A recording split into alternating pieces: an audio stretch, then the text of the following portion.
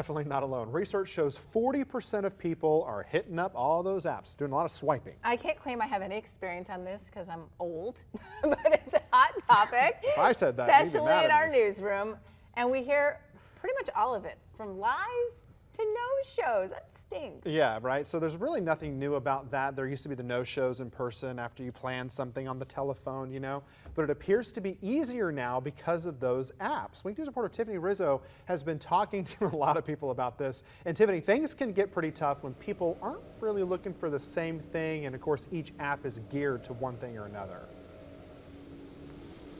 Tell me about it. So from what I gathered from talking with people in the community, Tinder and Bumble are more for casual dating, and Hinges if you're looking for something a little more serious. Now those three are dating apps if you haven't heard of them before. Now meeting online has gotten so popular. I headed downtown to talk with people in the community to see which is their preferred way to meet online. Tinder has been my favorite overall. I only used one for a temporary amount of time, and that was Bumble. I think Tinder, yeah. And I heard a little bit about Hinge.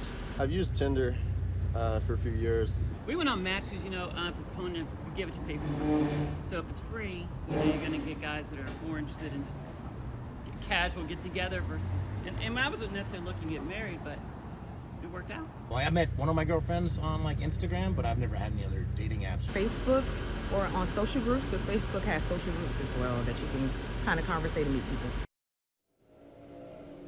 So it's not only online dating sites and dating apps, but people also use social media like Facebook and Instagram to find a partner. A Stanford study said 40% of couples are meeting online.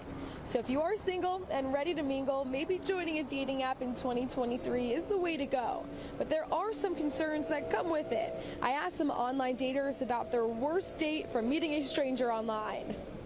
One time I was talking to some guy, and turns out his entire account was fake. I've gone out on a date where the guy was like this tall and Lied about the height. yeah, lied about the height, and then I had another guy who walked in and into a restaurant I was meeting, just turned around and walked away.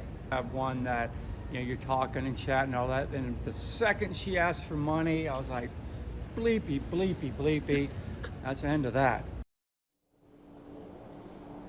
So if you don't want to take the chance, you can always meet someone the traditional way. But we all know that's not so easy. So where can people meet in person these days? A lot of people meet people at work. I have yet to. I met someone at school, maybe college if you go to college. But honestly, it's kind of hard nowadays to meet people that are in person. I'd say just social events. I mean, concerts, just going out to the bar with friends or restaurants or whatever, just any kind of social events. Festivals, fairs, yada, yada, yada. The bars, anywhere around here, honestly. That's where I meet people at.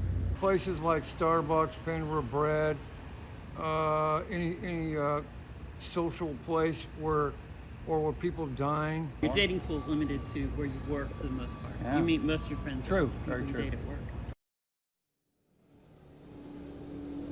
Now I know my brother met his fiance through Tinder, so I might have to try some of these online dating apps out. Yeah, Tiffany, it's so hard too. Like so many people in your story said, you can look perfect online. Well, of course you can. Right? And then you meet someone, Tiffany, and did anyone tell you man, I've had some real bad ones that look totally different? Yeah, they definitely said that there were some catfishes out there as well. I mean, you can edit things online and then the person shows up and you don't recognize them. So there's definitely, and I've had a friend that happened to, so it's definitely a little harder, but 40% of people are meeting that way, so I mean, it's worth a try.